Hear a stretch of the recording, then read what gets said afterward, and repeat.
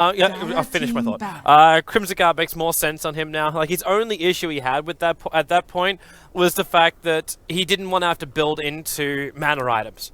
So he didn't want to build something like a Shiva's Guard or whatever to make sure he had mana. 10 seconds And then remaining. Keeper of the Light comes along and it's just like, hi, I'll give you Chakra, which 5 will lower your seconds cooldown remaining. timer as well. So you can get stacks so quickly. And then Ice Frog's gonna be like, Reserve I'll give you an timer, Aghanim 5 Scepter as seconds well. remaining. So with Nasal Goo and Quill Spray, you can get stacks even more quickly. And then I'll give you an Arcane Rune as well. So you can get stacks even more quickly. Amazing! And all of a sudden, Bristleback is one of the most powerful units heroes inside the freaking game. He's just so... but with the badness, just more of a dick move. Because you can just shield him and run him underneath towers, and there's just nothing you can do about it. Especially for a team that, again, is looking at only, like, one stun.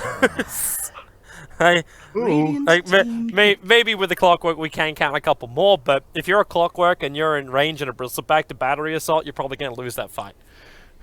Yeah, he's actually really strong in this game.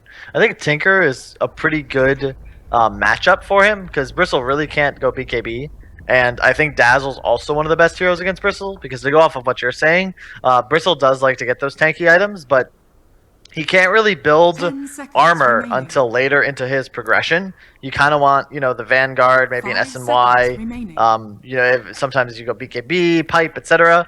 And now he's got the massive time. magical damage output of the Tinker, and he'll have minus armor all over him. But I feel like, again, we have the same scenario as last game. I expect this to be an Exort Invoker going into Necrobook, 10 and I think they're just seconds going to push and aim to end the game around the 20-25 minute mark. And Would they have. you- I feel like Ember remaining. Spirit is so weak against that. You'd actually go for a Necrobook over something like the Orchid?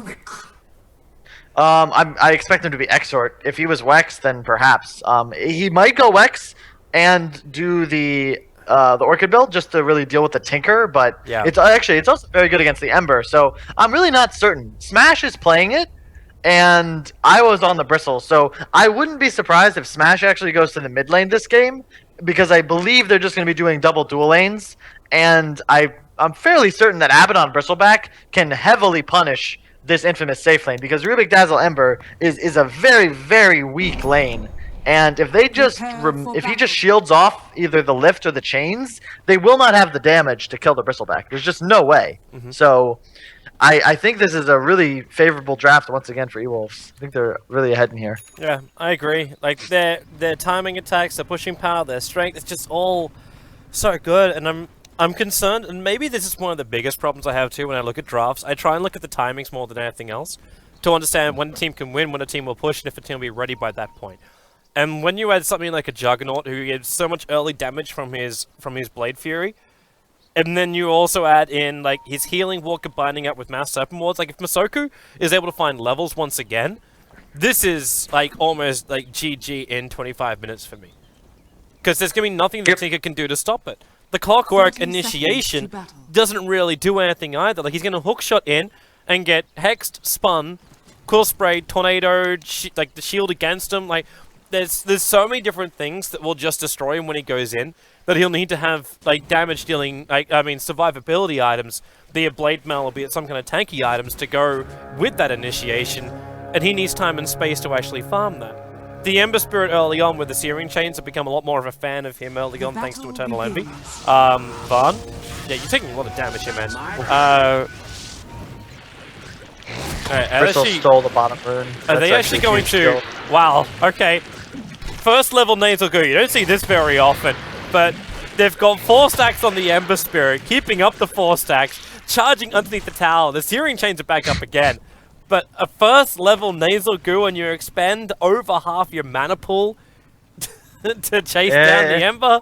I think it was a pretty even trade. He got like 3 tangos worth of damage, so it's pretty good, I believe. It's just to have that really Nasal Goo now means he can't really intimidate the Rubik or the Dazzle. Because there's no Bristleback and there's no Cool Spray. He's gonna need higher levels. And to go off your point about timing, I think the timing for Infamous here is they need a Blink Soul Ring bots on the Tinker, and once they have those items, they're able to effectively defend objectives. But until that point, I mean, that, as you say, like the nasal goo level might really hurt as they go onto the no shield Abaddon bottom, but if you get the deny off, that's what he needs to do right now. Oh, or he can just live, running away. Trigger the fairy fight. Oh, he's dead. He'll deny himself. It's so annoying, dude. I cannot stand playing against Abaddon. Like, I don't even know what you do there. That's actually a loss for Radiant, because he bought a teleport before he died, and they blew a lot of regen there, and they lost a lot of health.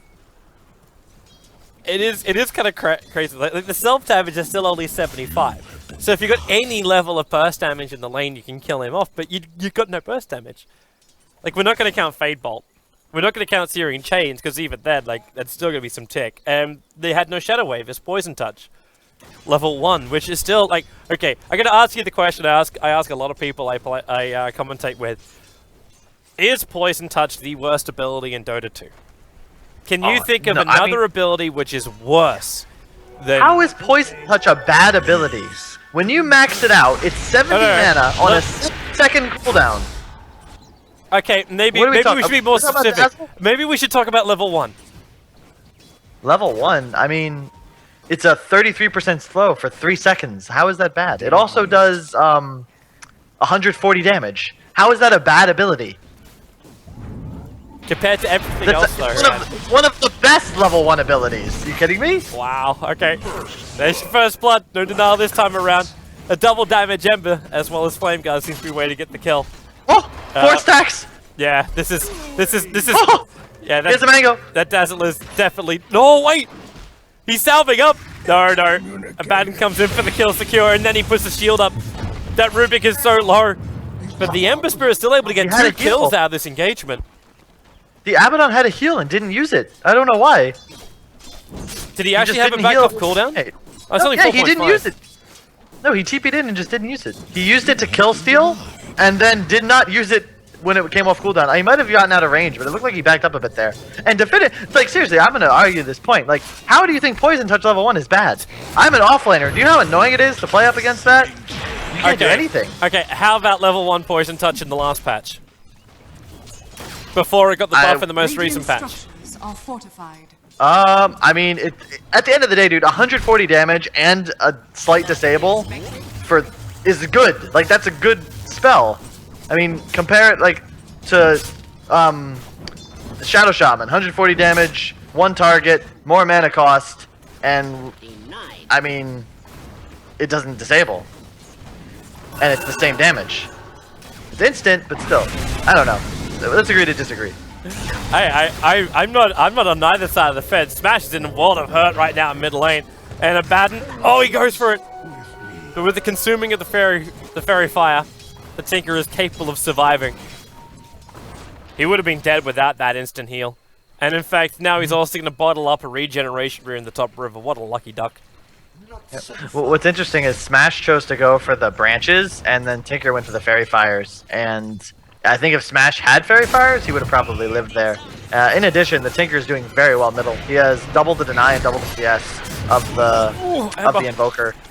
I was so low. The Shallow Grave is going to be there, as well as the ability to Shadow Wave him up. So the Ember Spirit is going to survive. He actually turns back into Smash for a moment, which will allow Smash to get... I don't know, but there's no path out of that tree line. Like, he didn't have a tango, and now they're also going to get the kill over on the Rubik, who tried to keep the battle going with the Bristol pack. But maybe he didn't think that tree was meant to be there. No, dude, no. Okay, we go through rules of commentators right now. Rules of commentators. That was spectator. Yeah, but it goes onto every other commentator's screen. Oh, it does? Oh, yes. Sorry, I didn't think about that. Yes. So okay. we don't impact ourselves into anyone else's broadcast. I got you. And actually, one time I don't remember who was casting, but apparently the English cast wrote something in Spectator. The Chinese thought it was funny and responded in all like 4 times. Yeah, it was interesting. The general rule should be I've asked this. Okay, I was not dead because he couldn't Abaddon right behind him. He's gonna shield him out of it all. But yeah, I've actually requested of Valve that when we're in our broadcaster channels, because we've got isolated broadcaster channels, so when you guys who tune in on Dota TV, you listen to us, like, you only hear us. But for some reason, you can see all of the spectators talking to each other. So I don't understand why we don't have our isolated channel. So when you actually hit enter and team channel should actually be the broadcaster channel. Requested it, but it's never happened. So it'll happen, but like after you forget about it, like a year from now. Yeah. With no announcement. And everyone will be like, man, iStrong came up with such a great idea by doing this. We so needed that. And I'm like, no! It was my idea. You want to know something which is my idea? Something which is my idea? Look at the mid lane right now. The ability to do this. The ability to do that. That was me. That was my first trip to the Valve office. Yep, the ability to draw on the map. Spectator isolated drawing is, I asked, I was like, is it possible to do this? And like, yeah, that should be possible. And then it took them like 1-2 days to code it, and then 2 months to actually release it. It was, I felt so chuffed about myself with that. Ember's gonna be fine. Ember's gonna be okay. Question mark. Ember's gonna be dead. Oh no! He side of fist dodged the call spray. He turns it. No. How do you juke that? I don't think you can kill that Rubik. I think Ember's big mistake in this game was he's maxing his E, and I think in this lane you definitely have to put the 3 points in Searing Chains by level 3. That they really need the damage. I know, I understand, because he can get shielded off as well. So actually, I don't even know. This is just a grim lane for Ember, to be honest. I mean, he's being out CS'd, and this was a 2-on-3 if you recall. But I feel like it can all be traced back to that first self-deny from the Abaddon. That was so big for them. Oh, the Mango. Okay, they just forced a TP cancel to the top lane, by the way. So that's going to mean a much easier tower for this Juggernaut. They didn't recognize he had a Mango, and he would have ulted and immediately killed whoever was porting in. I believe it was the Clockwork. So now Clock is just He's going to have to run all the way back to base. And Rubik's dead anyway. All right. Oh, Masaku. And this Rasta is dead too. you know the funny thing is, he actually had to die there. He actually had to die there. Von was taking the damage from the tower, and if he took another 2 hits, he would have gone down. Team player, man. Yeah. My supports would never do that. There was no dark creep wave in the range of the tower either, so the aggro was gonna if he switched it back, it would have killed off his Juggernaut. So he took it for the team. Yep. Just to note, they have a huge stack in the hard camp for Dire. That looks like a 5. Yeah, that's a 5 stack, and I believe Van's about to take that. And there's also a bunch of stacks in the Radiant jungle. Well, actually, just 1 double. Never mind. But I think Bristle can take that whenever he pleases, and they stacked Ancients once. I mean, I don't know. The Bristle's scary, man. He has a Vanguard. I don't know how they kill him. Like, they just do not have the damage right now. They don't. They need a massive thing. Like, what are you meant to do? Like, your Tinker's not even moving across the map. Like, he's about to get his BTs, but you're still running only a bottle BT in Tinker. And if they could get even a remote chance to kill him, I'm wondering that's why Dazzle as well as Rubik are here. They're waiting for some kind of initiation from E-Wolves to keep the Tinker down. The other thing is he only has 2 points in March, so even when he gets those bots, he's really not going to have that massive stack clearing and wave clearing potential yet as well. So again, it's the same story as last game, man. They just seem to have this woefully weak early game team, and I think E-Wolves is just going to hit a timing, enter the mid game, and just take towers. And I don't know what the hell they're going to do to stop them. I don't know either. Right now, this Bristleback's having the time of his life. He just keeps cool spray stacking up. Like, this was just going to keep it hovering around 3 on the Ember. He's just like, it's 3 against 1 with an Abaddon chilling behind him, and they're losing the lane. Like, it's one thing if he's able to pressure, but I mean, he's actually able to force 3 heroes like out of the lane. And in the meantime, the Juggernaut's free farming, the Rasta's able to pull, and Invoker's recovering middle. You've got Treads and Arcane Priest on the bottom lane. Like, he's got never-ending quills. Like, they're coming in with 4 heroes. Tinker with the BTs up. The Clockwork will die in the meantime to the Juggernaut. But Bristleback, he's still got 8 stick charges available, as well as the extra help. So Smash will come in. He'll go for the Cold Snap on the Tinker. The pick up and the throw down. He doesn't die from the fall. He dies from the last spray of quills. But there's no Clockwork rotation, obviously, because he's dead. And the Rubik diving back behind his own tower is the only safe place to be. But Bristleback, he doesn't care about borders. He just invades the land, but a quick TP out. So the Tinker's first movement off the lane, and he ends up dying. they just have to coordinate that better. They need to be fully committing as the Tinker teleports in. Instead, the Tinker TPs as the lift is going out, and just it's so obvious that it's coming. And this Ember's game is just ruined because not only is he having a poor game, but he's against two heroes, Bristle and Jug, that just totally ignore his Flame Guard. Jug can also spin it off, and the Invoker removes it with the Tornado. So he's gonna go in. If he gets tornadoed, he just runs away, man. He doesn't do anything. Like, he's also against Abaddon, who can remove his chains. Like, he's just having the grimmest game, and he won't have any space because the Tinker is going to be taking the jungle, as you can see right now. So, I mean, once again, I just don't know what this draft is. I don't know why they chose Radiant in this situation. I'm just very confused, and I feel like E-Wolves, I don't know if you were watching, probably not, but they had a couple really brutal losses the last couple of days. They got 2-0'd by Enemy, and they also got beaten by Leviathan, which I don't think they were expecting to do, and they've really recovered, it seems, since then. I'm glad they didn't give up on this tournament, even though they're already eliminated. It does feel like Infamous are giving them the space to win. Like you draft a lineup like this where it plays to E-Wolves' strengths. Like you don't have enough early defense. Yeah, well, you throw down March early on, but there's no camps for you to farm up. You can't contest up against the Bristleback, which means you can just keep pushing down towers. The Rubik is now going to die as well. The Ember Spirit spirit himself into this. It's just like you draft a lineup which doesn't come online early enough.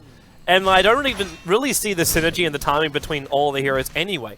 Like, you think about what kind of lineup would this draft win against? One that wants to sit back and farm the entire game? Maybe then. But there's too many ways that you can just play catch-out games or you can get out-pushed. It's... Like, I'd love to say with you, like, yeah, E-Wolves, like they've finally managed to find their rhythm again. Their draft is, like, the synergy of their draft is wonderful. They've definitely worked that out. But Infamous is making this a lot easier for them. Oh no, I agree 100%. I think if you looked at their previous games, like they're gonna get the Hex. Not even just holding back on the Omni Slash. Yep, that was pretty cut and dry. I'm just gonna run into Roche. It looks like drop the wards. Yep. He had a defensive spirit too. Like if he saw the Hex coming, he could have gone. Like they smoked and they ganked in during nighttime cycle. So the vision was pretty bad. Oh, there goes your Abaddon ulti, but Greedy is dead. Let me just real quick. One of the drafts they had yesterday on E-Wolves was Sand King, Pudge, Ursa, Mirana, and Bane. And if you think of a draft like that and compare it to the drafts they had today, it's night and day. So they're definitely against a weaker opponent, but there's actually like a strategy behind what they're doing, and they're executing. You know, they're making moves as a unit, and I feel like that's been sorely missed. And that's part of the reason they've had such a poor performance in this tournament. Obviously, Infamous just seems to be making it easy for them, but I still think this is a good performance by E-Wolves. They're doing well. Like, look at their wards. It sounds like a brawler draft. That's all that sounds like. It's like we just kill, we kill, we kill, we kill, we win. But you're right. Like, there's no real synergy. There's no timing attacks. There's no big advantage you gain from it. The one before that was Bane, Zeus, AA, Tiny, PA. So obviously you have like the global presence, but where's your like tower pressure? Who's killing Roche? Like what are you doing with those heroes? Like I just feel like they'd been picking just 5 heroes and hoping things would work out. And these games they actually have a plan. Although I think a lot of that just comes from the fact that they're picking Rasta, because Rasta is certainly a simple hero to execute properly. You know, wards are up, guys, let's go take a tower. Awesome, let's do it. And it's just very easy after that. I like the decision making as well. Like, I don't know if you saw with Masoku's Shaman in the last game, but like he understood like the timing of the game. Like bypass getting the blink dagger, just went directly into Vladimir's offering. They understand like this is the time to attack. That was one of the big things which I gave a lot of respect to OG when they played the MLG World Champs, where their items are always key to like their timing attacks. And I kind of feel like some teams lose that. Like they draft a lineup which is like, yeah, it could win by 20-25 minutes, but their items don't match that. And the fact that E-Wolves is combining both of them together gives me a lot of hope for them. And right now with the Dire Observer Ward, they go for the Shackles, and this Ember Spirit is dead. Radiant's middle tower is falling. And in the meantime, like I was just pushing top. They don't really need him for this, and they're going to take the tower and just continue to press on middle. The healing ward's actually a really excellent counter. Like, again, with the draft, like they picked Tinker into an early pressure lineup and a jug, and healing ward's like the counter to this Tinker anti-push because he can march a couple times and then run away. And if you healing ward through the damage, you can just continue hitting the tower, no big deal. Yeah. And he also chose to max it, which again is a very intelligent decision. I like his skill build here. You understand how to win. Yep. It's really just, it looks like a team versus top. a group of in-house players, and it kind of shows in the way the game has been playing out. Masoku's now going to throw down these wards. Rubik. Oh, he actually had Steel on cooldown, or else he could have had it. Now the Omni Slash goes to work. It's already the level 2. The Shallow Grave, they got a stun, Cold Snap, yep. So the Dazzle will end up dying as well, giving a double kill over to Van. Yep. I did comment on this, but I don't know if you saw, but earlier moment when Zeta got caught middle, he just stopped moving and taunted the opponent. So, I mean, I feel like they've kind of just given up on this one. Yeah, this game is pretty much in the bag. It could be a very quick series. And it's a good thing our second game begins directly after the first, so Digital Chaos and Leviathan will be the next series coming up. But already E-Wolves are taking up the top tower. Like, Zeta steals the healing ward and just uses it and runs it into the enemy team. Oh man. Like, I just don't know, man. These guys are too much. I really think that this Infamous team has a lot of potential, but they really just they just have to take this more seriously. They're all under, I think, under 20, maybe even under 19, 18 even, and they played at a major. They beat Newbie, and I feel like after that they felt like, okay, we did it, like that's it. And I think they have a lot more potential than what they've shown in the series, but they really just kind of have to grow the fuck up and just take this more seriously, because they're kind of just embarrassing themselves. It's one thing to taunt when you're winning, and it's another thing to just get embarrassed and then make yourself like feel like you're cool anyway, you know? There's really nothing fun about losing, but maybe they have to lose a bit more to figure it out. Maybe. Well, they've lost this game, which is now going to give E-Wolves the 2-0 victory and the maximum points. This will skyrocket them up a little bit. With this, they actually push into 3rd position, just above Digital Chaos, who have got 1 win as well as 1 draw. Sorry, the what? Real quick,